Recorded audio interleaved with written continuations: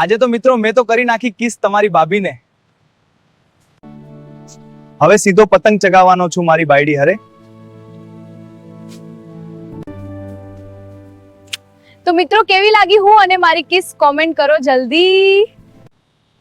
ચાલો બધા આવી જાઓ રાજુલા, હું બધા જ સબસ્ક્રાઇબરને મમરાના લાડવા ખવડાવી.